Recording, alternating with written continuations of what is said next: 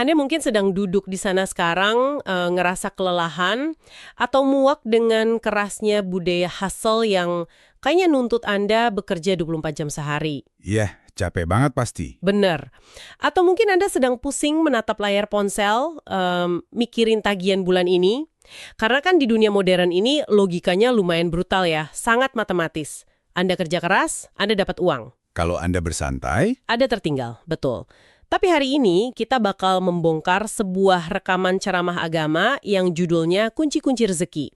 Dan eksplorasi materi kita hari ini bukan untuk membedah portofolio kripto atau ngasih tips investasi saham ya. jelas bukan. Kita bakal mendekonstruksi perspektif spiritual tentang kekayaan dan rezeki yang justru menentang mentah-mentah logika ekonomi modern kita. Oke, mari kita urai ini.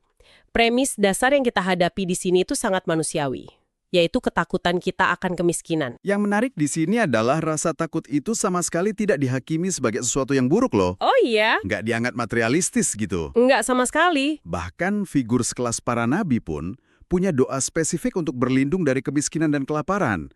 Karena di sumber yang kita bahas ini, kelaparan itu secara eksplisit disebut sebagai teman tidur yang paling buruk. Wah, teman tidur yang paling buruk. Iya, bayangin ada tidur dalam kondisi perut kosong, terus melihat keluarga Anda kelaparan, itu kan sangat merusak mental ya. Jadi keinginan Anda untuk aman secara finansial itu sangat valid. Masuk akal sih. Namun alih-alih menyuruh kita membuang ambisi duniawi, materi ini itu memaksa kita untuk menggeser fokus. Kalau di dunia sekuler kan fokus kita lebih ke apa yang bisa saya raup hari ini, gitu kan?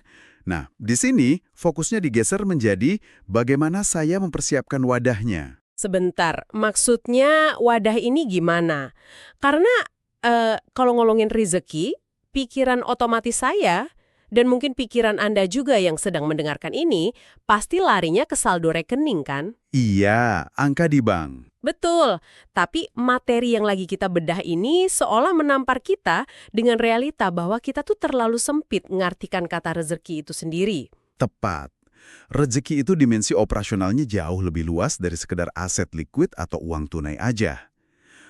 Ada kesehatan fisik, hidayah, rasa cukup, atau qanaah di dalam hati. Iya, benar. Dan ada satu bentuk rezeki yang sangat esensial, tapi sering banget kita lupakan, yaitu kedamaian di dalam rumah tangga. Khususnya karakter pasangan hidup Anda. Wah, ini nih. Coba deh, buat apa Anda punya rumah mewah seharga puluhan miliar, kalau setiap hari di dalamnya tuh kerasa kayak zona perang yang penuh teriakan? Hahaha, iya. Ada cerita yang sangat kocak tapi sekaligus tragis sih soal ini dari sumber kita. Gimana tuh ceritanya? Jadi ada seorang istri yang kalau dia lagi di luar rumah, interaksi sama orang lain, entah itu ke tukang bakso langganan atau kurir paket, wah dia manis banget. Ramah gitu ya? Ramah, lembut banget, kayak kelinci. Tapi begitu pintu rumah ditutup dan dia berhadapan sama suaminya sendiri, sifat aslinya keluar semua. Dia berubah jadi macan yang siap menerkam. Omelannya tiada henti. Aduh, bayangin hidup dalam tekanan psikologis kayak gitu selama puluhan tahun. Kedamaian saat dengar suara pasangan yang menenangkan itu adalah rezeki murni loh. Rezeki yang nggak bisa dibeli pakai nominal berapapun. Bener banget. Sama halnya dengan kesehatan. Buat apa uang triliunan, Anda bisa nyewa dokter termahal di dunia, tapi dokternya melarang Anda makan daging, gula, dan garam. Kemampuan fisik Anda untuk bisa makan makanan sederhana di pinggir jalan itu sendiri, itu rezeki yang masif sebenarnya. Sangat masuk akal. Kita ini seringkali buta pada apa yang udah ada di genggaman kita ya. Betul. Tapi ada satu konsep yang bikin saya benar-benar berhenti dan mikir keras nih. Di sumber ini dikatakan kalau rezeki kita itu absolut. Bahwa sejak kita baru berusia 120 hari di dalam kandungan ibu, kuota rezeki kita tuh udah dicatat sama malaikat. Iya, sama patennya dengan tanggal kematian kita. Gila kan? Nggak akan tertukar sedemikian rupa sampai-sampai kalau kita lagi ngunyah makanan yang lezat, tapi terus makanan itu kita muntahkan lagi, itu berarti makanan tersebut memang bukan jatah kita. Nah, itu adalah aturan main deterministiknya. Kuota rezeki itu sangat spesifik, terukur, dan disegel untuk setiap jiwa. Tunggu dulu. Saya harus protes di sini. Sebagai orang yang hidup di dunia yang sangat kompetitif, kalau rezeki saya udah ditakar sejak saya masih berbentuk janin, Dan absolut gak lari ke orang lain ya. nah itu. Terus buat apa saya pusing-pusing bangun pagi, berdesakan di kereta, capek-capek kerja keras? bukankah secara logika saya tinggal rebahan aja di sofa sambil nonton televisi, terus rezekinya bakal datang sendiri ngetuk pintu rumah saya? Jika kita hubungkan ini dengan gambaran besarnya, paradoks itu dijawab dengan sebuah kisah yang luar biasa brilian dari teks kita. Bayangin ada seorang pria, dia secara nggak sengaja terperosok jatuh ke dalam sebuah sumur tua yang dalam. Waduh, Orang-orang sekampung panik dong, berlarian bawa tali, dan dengan susah payah akhirnya mereka berhasil narik pria ini keluar dengan selamat. oke, jadi dia selamat dari ajalnya nih. Iya. Nah, untuk nenangin dia yang lagi shock berat, ada seseorang yang nyodorin segelas susu. Pria ini minum susu itu sampai habis tak bersisa. Terus, warga yang masih penasaran nanya ke dia, gimana sih persisnya tadi kamu bisa sampai jatuh ke bawah sana? Pria ini niatnya mau ngejelasin. Dia balik lagi berdiri di tepi sumur, mencoba mempraktekkan gerakan awalnya pas tergelincir. Jangan bilang dia... Nah, khasnya, dia benar-benar kehilangan keseimbangan, dia jatuh lagi ke dalam sumur yang sama, dan kali ini lehernya patah terus dia meninggal dunia. Astaga, itu sangat tragis sih. Tapi, kenapa dia nggak meninggal pas dia jatuh yang pertama kalinya? Kan jatuh yang pertama sama bahayanya. Karena secara filosofis dan spiritual, kuota rezekinya di dunia ini tuh belum tuntas. Sisa segelas susu tadi harus dia konsumsi dan selesaikan sebelum ajalnya bisa dieksekusi. Merinding saya dengernya. Iya, nggak ada satu jiwa pun yang bakal diwafatkan sampai seluruh jatah rezekinya disempurnakan. Jadi antara ajal dan rezeki itu berjalan beriringan. Karena kita nggak tahu kapan ajal kita menjemput, kita kan tetap pergi ke dokter dan minum obat pas sakit, ya kan? Betul, kita ikhtiar. Maka sama halnya dengan rezeki, kita nggak tahu berapa angka pasti dari kuota kita, sehingga tugas manusia adalah ya tetap bergerak, bekerja, dan menjemputnya. Jadi kita ini bukan pencipta rezeki, kita ini penjemput dari kuota yang udah disediain. Tepat sekali. Pertanyaannya sekarang beralih dong, bukan lagi apakah saya akan dapat, tapi gimana cara menjemputnya biar bisa datang dari arah yang tak terduga. Dan kayaknya kita nggak bisa langsung lompat ke tips-tips praktis deh sebelum kita membenahi pondasi di kepala kita dulu. Khususnya soal konsep takwa dan tawakal. Memang semuanya harus dimulai dari dalam. Kita ngomongin soal menahan diri atau ketakwaan, terutama di era modern yang penuh distraksi ini. Praktik tersulit dari takwa itu kan bukan pas Anda lagi di tempat ibadah bareng ratusan orang. Oh, itu sih gampang ya. Iya, ujian aslinya justru saat Anda lagi sendirian di dalam kamar, larut malam, dan cuma ditemenin sama layar ponsel pintar Anda. Wah, ini sangat menohok buat kita semua sih. Dulu ya, mungkin kalau kita nggak sengaja lihat hal yang nggak senonoh atau aurat yang terbuka, kita bakal kaget. Kita buang muka dan langsung beristighfar. Tapi sekarang udah beda cerita. jari kita tuh kebas banget, terus scrolling di berbagai platform media sosial. Bahkan pas nonton berita di televisi, yang pembawa acaranya pakaiannya agak terbuka, kita menormalisasinya. Sensor dosa di otak kita tuh kayak udah mati rasa gitu loh. Kita nggak lagi ngucapin astagfirullah. Benar. Dan kebasnya kita terhadap pelanggaran-pelanggaran kecil itulah yang bertindak sebagai hijab. Semacam lapisan penghalang tebal yang memblokir turunnya kuota rezeki yang seharusnya mengalir lancar tadi. Oh, jadi nyumbat pipanya ya? Betul. Sebaliknya, buat mereka yang mampu mempertahankan integritasnya di titik yang paling rentan, bakal ada jalan keluar magis. Bayangin aja seorang wanita yang baru cerai dan jadi janda. Posisi finansial dan sosialnya kan pasti sangat rentan ya. Sangat. Apalagi sendirian. Tapi kalau dia memilih buat menahan diri dari jalan cari uang yang kotor, terus membersihkan hatinya dari mendendam sama mantan suaminya, dan menjaga ibadah malamnya, dia itu dijanjikan rezeki yang datang di luar persangkaan matematika manusia manapun. Disinilah ini menjadi sangat menarik. Karena setelah ketakwaan, pondasi internal kedua itu adalah tawakal atau ketergantungan hati. Tadi kan sempat disebut soal analogi kurir paket dan bos ya. Iya bener. Kita mungkin kerja di sebuah perusahaan, nerima gaji, tapi hati kita tuh harus tetap tahu kalau pemberi rezeki sejati adalah Tuhan. Sama kayak kita berterima kasih sama kurir paket, tapi kita sadar betul kalau hadiah itu datangnya dari bos kita. Analogi yang pas. Kalau saya boleh nambahin analogi saya sendiri nih, ini tuh mirip banget pas kita nancepin kabel ke stop kontak di dinding buat ngecas laptop kita. Kita kan nggak nyembah dan berterima kasih habis-habisan ke stop kontaknya ya. Jelas nggak dong? Kita sadar betul listriknya diproduksi dari pembangkit listrik besar yang jaraknya ratusan kilometer dari rumah kita. Stop kontak itu ya cuma perantara. Wah, itu analogi yang brilian banget. Perusahaan tempat Anda kerja, klien Anda yang paling kaya, atasan Anda. Itu semua tuh cuma stop kontak. Kalau Anda ngira stop kontak itulah sumber kekuatan aslinya, Anda bakal hancur dan depresi berat pas stop kontaknya rusak atau Anda kena PHK. Benar, karena kita menggantungkan diri pada benda mati. Nah, tawakal itu memindahkan rasa aman dan ketergantungan mental Anda dari perantara yang rapuh menuju sumber utama yang nggak terbatas. Tapi, mari kita uji realitasnya deh. Kalau mental saya udah 100% bergantung pada pembangkit listrik ini, dan saya tahu kuaka rezeki saya udah dijamin aman, nggak akan tertukar, apa itu berarti saya boleh meminimalkan usaha saya secara drastis? Maksudnya jadi pasif gitu. Iya, boleh nggak saya cuma duduk diem, pasrah, tanpa ada ambisi sama sekali? Jawabannya absolut tidak. Kisah Siti Maryam dari sumber kita ini adalah bukti paling ekstrim untuk membantah mentalitas pasrah tanpa usaha itu. Coba Anda bayangin posisi Maryam. Oke. Dia bakal melahirkan sendirian di tengah tempat yang tandus. Dia lagi ada di titik kelemahan fisik paling parah yang bisa dialami seorang manusia. Lapar, kehausan, dan lagi ngalamin kontraksi persalinan yang rasanya luar biasa sakit. Nggak kebayang sih sakitnya. Dalam kondisi puncak kelemahan itu, Tuhan kan berkuasa penuh ya untuk sekedar memunculkan buah kurma, langsung jatuh ke pangkuannya tanpa dia harus ngapa-ngapain. Secara logika ya iya. Kan dia lagi butuh keajaiban instan tuh. Tapi apa instruksi yang diberikan ke dia? Dia disuruh menggoyangkan pangkal pohon kurma yang raksasa itu. Sebentar. Menggoyangkan pohon kurma.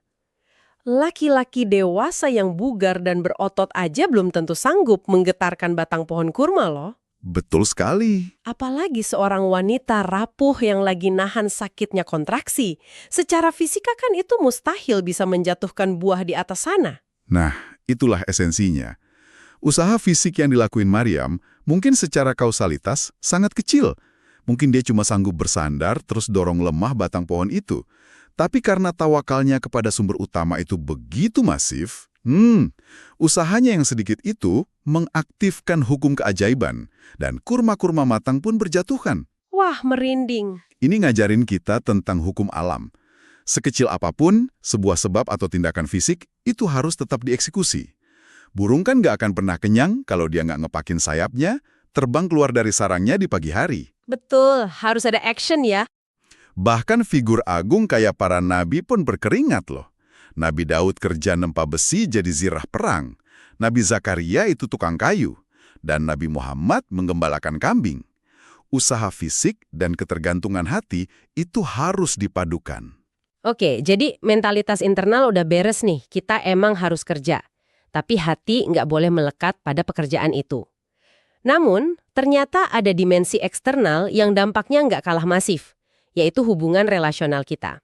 Nah, ini juga krusial. Gimana cara kita memperlakukan orang-orang di sekitar kita itu ternyata bisa jadi saklar sakti, pembuka atau penutup rezeki. Dan kunci utamanya, di sumber ini adalah silaturahmi, khususnya kepada apa yang disebut ring 1 atau keluarga inti, orang tua, kakak, adik kandung, dan keponakan. Dan ironisnya, disinilah banyak orang modern sukses justru gagal total. Anda mungkin kenal orang-orang yang karismatik dan dermawan banget kalau lagi di luar. Banyak tuh yang kayak gitu. Mereka gampang neraktir kolega bisnis makan siang di restoran mahal, ngasih tips gede ke pelayan, ngehabisin waktu berjam-jam buat temen tongkrongan. Tapi begitu berhadapan sama orang tuanya sendiri di kampung atau sama saudara kandungnya, perhitungannya jadi luar biasa pelit. Ya, ada dua cerita yang bener-bener kontras nampar muka kita soal ini. Cerita pertama, itu ironi yang sering banget kita temuin. Ada seorang anak merantau ke kota, merasa udah sukses, punya mobil, terus dia pulang kampung buat ngejenguk orang tuanya. Terus bawa apa dia? Pas datang, dia dengan bangga cuma nenteng sebuah kaleng biskuit Hongguan merah. Ya orang tuanya sih bahagia luar biasa nyambut dia. Tapi pas dia mau pulang balik ke kota, tebak apa yang terjadi? Apa tuh? Dia ngisi penuh bagasi mobilnya dengan 2 karung beras hasil jerih payah panen ayahnya. Dia ini niatnya menyambung persaudaraan atau ngerampok orang tuanya sendiri coba. Aduh, nah perilaku eksploitatif kepada ring 1 inilah yang secara spiritual menyumbat rizki seseorang. Padahal, kemurahan hati ke keluarga inti itu adalah garansi pasti untuk perluasan rizki. Coba bandingin anak pembawa biskuit tadi sama kasus nyata yang pernah disidangkan di Pengadilan Tinggi Arab Saudi. Pas dengar kata pengadilan tinggi, asumsi kita kan pasti ini sengketa keluarga konglomerat yang lagi rebutan aset triliunan ya. Saling gugat karena tanah atau saham perusahaan kan? Tentu, itu ekspektasi normalnya. Tapi yang terjadi di ruang sidang itu justru bikin semua orang, termasuk hakimnya, menangis terharu. Ada dua pria bersaudara, usianya udah sama-sama senja. Sekitar 60-an tahun. Mereka ini berkonflik keras banget. Gara-gara apa? Tahukah Anda apa yang mereka perebutkan? Mereka berdua itu bersitegang memperebutkan hak asuh untuk merawat ibu mereka yang udah sangat renta. Wah, luar biasa. Sang adik, yang selama ini tinggal bareng ibunya, nolak keras nyerahin hak perawatan ibunya. Sementara sang kakak, dengan air mata bercucuran, dia memohon ke hakim biar di sisa usianya gilirannya dong yang ngurus sang ibu. Merinding saya. Mereka secara harfiah bersidang untuk merebut ladang pahala dan kunci rezeki, bukan memperebutkan uang. Ini benar-benar tamparan keras buat kita yang kadang masih suka lempar tanggung jawab dan cari alasan pas disuruh ngurus orang tua. Bener banget. Nah, selain berbuat baik pada keluarga ring satu, ada satu lagi kunci relasional yang sangat radikal ditekankan, yaitu menikah. Ada jaminan kalau mereka yang berani menikah demi menjaga kehormatan diri, meski dalam kondisi ekonomi yang pas-pasan, bakal diberikan kecukupan. Nah, ini poin yang sering bikin orang bingung. Tunggu. Saya harus pakai topi kalkulator manusia saya di sini. Tolong jelasin ini secara logis ke saya. Gimana ceritanya nambah tanggungan pengeluaran kayak biaya makan istri, terus beli popok bayi, susu formula, bayar sekolah anak, itu justru menambah pemasukan kita. Matematikanya agak susah masuk ya. Matematika dasar nolak ini mati-matian loh. 1 dibagi 2 hasilnya pasti lebih kecil dong, bukan lebih besar. Kalkulator manusia Anda itu nggak salah. Kalau kita berasumsi bahwa kue rezekinya statis dan ukurannya tetap. Tapi balik lagi ke prinsip dasar yang kita bahas di awal. Setiap jiwa baru yang lahir atau hadir di hidup Anda, itu udah bawa takaran rezekinya masing-masing secara absolut. Oh, jadi nggak motong jatah kita ya? Enggak dong. Pas Anda masih melajang, rezeki yang turun ya cuma kuota buat satu orang. Tapi pas Anda menikah, istri Anda itu tidak memakan porsi rezeki Anda. Dia bawa kuota rezekinya sendiri dari Tuhan, yang saluran distribusinya sekarang dititipkan lewat Anda sebagai pemimpin keluarga. Masuk akal. Nanti anak pertama lahir, dia bawa kuota lagi. Jadi Anda itu bukan lagi motong satu kue kecil jadi banyak potongan tipis. Ukuran kuenya secara otomatis membesar seiring bertambahnya jiwa di rumah Anda. Ini mekanisme expanding pie ya, kuenya membesar. Tapi tentu aja pasti ada orang yang mencoba ngakali sistem ini demi keuntungan pribadi. Di sumber kita ada penceramah yang ngasih contoh cenaka banget tentang pandangan keliru ini. Gimana contohnya? Ada orang yang nyebarin pemahaman sesat gini. Kalau kamu miskin dengan satu istri, maka menikahlah lagi. Masih miskin, tambah istri ketiga. Masih melarat juga. Nikahlah yang keempat, karena istri yang keempat ini dijamin janda super kaya raya yang bakal ngelunasin semua utang-utangmu. Iya, itu. Dan itu dibantah dengan sangat keras sebagai logika yang manipulatif. Janji kecukupan rejeki dari pernikahan itu kan bukan berarti institusi pernikahan dijadiin jalan pintas instan buat jadi miliarder dari harta pasangan. Enak aja ya mikir gitu. Iya, ini tuh tentang komitmen spiritual dari Sang Pencipta buat memelihara mereka yang niatnya tulus menjaga diri. Bukan trik buat mengeksploitasi agama demi uang semata. Oke, jadi kita punya pondasi mindset yang benar, terus hubungan relasional sama keluarga juga udah kita perbaiki. Sekarang kita masuk ke area yang paling praktis nih. Apa rutinitas sehari-hari yang bisa dieksekusi pendengar kita mulai hari ini buat ngelancarin keran rezekinya? Kunci pertamanya ternyata adalah istighfar atau meminta ampunan. Betul, tapi ingat, jangan anggap ini sebagai sekedar gumaman lisan tanpa makna loh ya. Ada rujukan historis yang kuat dari kisah Nabi Nuh. Waktu itu kaumnya lagi menderita musim kemarau yang brutal banget. Kekeringan parah ya? Kekeringan di mana-mana, panen gagal total. Di tengah krisis nasional itu, Nabi Nuh justru ngebangun kapal raksasa di atas bukit, yang pastinya memicu ejekan massal. Tapi pas ditanya gimana solusi ngatasin kekeringan parah itu, dia nggak nyuruh mereka bikin bendungan atau gali sumur. Terus nyuruh apa? Dia malah nyuruh kaumnya beristighfar. Itulah yang bertindak sebagai awan kelabu. awan yang menahan turunnya hujan, atau dalam konteks kita, rezeki. Istighfar itu fungsinya membersihkan pipa saluran yang tersumbat itu. Ah, pipa yang nyumbat tadi ya. Iya, pas salurannya bersih, hujan deras turun, ladang kembali subur, dan kekayaan serta keturunan bakal diperbanyak. Aplikasinya di kehidupan modern kita ternyata sangat sederhana sih. Anda sering nggak terjebak macet berjam-jam pas nyetir mobil? Atau melamun kosong pas ngendarain motor ke kantor? Pasti sering tuh. Nah, jangan biarkan pikiran Anda kosong atau malah stres maki-maki kendaraan lain. Ubah waktu mati itu jadi aktif, ucapin istighfar berulang-ulang. Terus, rutinitas harian kedua yang nggak kalah penting adalah bersedekah. Sedekah ini punya mekanisme psikologis yang sangat menarik. Karena dia secara langsung melawan intuisi ketakutan manusia akan kemiskinan. Secara filosofis, sedekah itu nggak pernah memotong aset Anda. Dia justru bertindak sebagai kail yang mancing rezeki baru. Oh, kail pancingan. Dan perhatiin deh mekanismenya.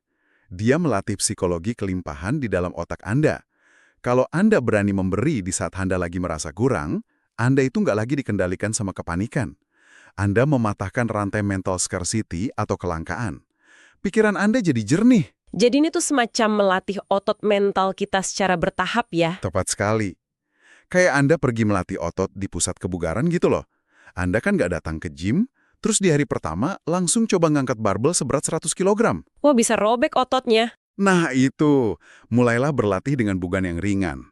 Biasakan bersedekah secara disiplin, misalnya Rp10.000 setiap pagi. Bulan depan, setelah mental Anda terbiasa dan alam bawah sadar Anda udah nggak lagi merasa kehilangan, naikkan dosisnya jadi 20.000. Lakuin secara konsisten ya. Betul, maka Anda sedang ngebangun otot kelimpahan yang abadi. Tapi ada peringatan keras nih soal manajemen niat di sini.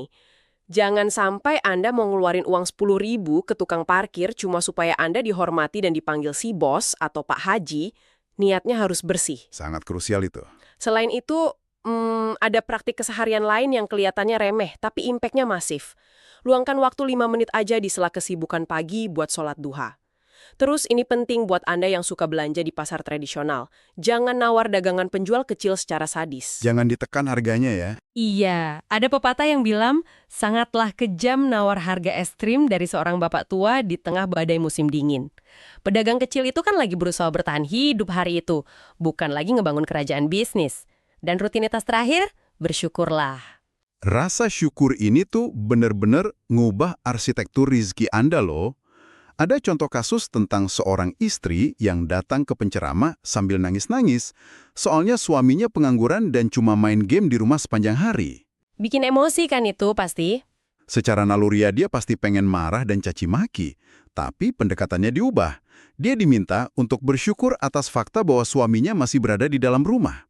Bayangin kalau suaminya stres terus keluar rumah, berjudi, mabok, dan ngehamburin sisa uang keluarga. Wah, bisa hancur loh bur itu keluarganya. Makanya, dengan mensyukuri pelindungan kecil yang ada, kapasitas jiwa membesar dan nikmat ketenangan itu justru bakal dilipat gandakan. Dari tadi, jika saya besok pagi ngelakuin sholat duha, saya beristighfar, saya nyambung silaturahmi ke mertua, dan rutin bersedekah. Oke, terus? Tapi jauh di palung hati saya yang terdalam, motivasi saya murni karena saya pengen saldo tabungan saya membengkak di dunia. Apa itu curang? Apa sistem spiritual ini bakal mendeteksi itu sebagai niat pamrih, dan akhirnya rezeki saya malah ditahan? Ini memunculkan pertanyaan penting tentang sifat dasar manusiawi kita ya. Menariknya, mendompleng niat duniawi kayak sungguh-sungguh pengen bisnis lancar atau pengen bebas finansial, itu sebenarnya diperbolehkan dalam tahapan ini. Loh, jadi nggak apa-apa kita ngarapin balasan materi di dunia? Kenapa boleh? Karena janji-janji kelimpahan dunia itu memang sengaja ditawarkan dan dibeberkan oleh Sang Pencipta sebagai insentif bagi manusia. Boleh ngarap, tapi dengan satu syarat absolut. Apa tuh syaratnya? Niat pondasi utamanya tetap harus karena kepatuhan kepada Tuhan. Anda bersedekah karena itu perintahnya, bukan karena Anda lagi ngelakuin transaksi bisnis dengan Tuhan biar dikasih uang berlipat. Harapan duniawi itu boleh ikut numpang sebagai motivasi tambahan aja. Oh, sebagai pendorong ya? Iya. Mengapa demikian? Karena manusia butuh proses adaptasi. Layaknya melatih otot keimanan tadi, seiring berjalannya waktu, orientasi hati Anda bakal bergeser dengan sendirinya dari sekedar ngejar kekayaan dunia menuju keikhlasan murni. Wow, itu adalah pemahaman yang sangat melegakan banget buat banyak pendengar kita yang mungkin sekarang lagi merasa bersalah karena masih sering cemas mikirin masalah finansialnya. Namun pada akhirnya, kita harus menghadapi satu realita pahit sebagai kesimpulan nih. Realita apa tuh? Gimana kalau ada pendengar kita yang ngerasa udah mempraktekkan semuanya? Ketakwaannya bagus, dia royal banget sama keluarga inti, sedekahnya rutin. Tapi dia tetap hidup pas-pasan, bersahaja, dan nggak pernah jadi miliarder kayak tetangganya. Apakah rumusnya rusak? Jawaban pamungkas dari seluruh teka-teki ini bermuara pada satu konsep absolut, yaitu keberkahan atau barokah. Kita di dunia modern ini kan terlalu terobsesi sama kuantitas harta ya, padahal tujuan akhir dari rezeki itu kualitas harta tersebut. Kualitasnya ya, bukan jumlahnya. Harta yang sedikit tapi punya barokah itu jauh lebih superior.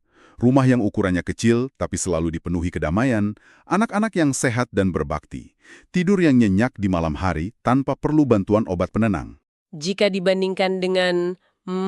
Dibandingkan dengan orang yang kekayaannya melimpah ruah, tapi numpuk asetnya dari cara yang manipulatif, ngelakuin penipuan, atau bersumpah palsu pas berdagang demi nutupin cacat barangnya.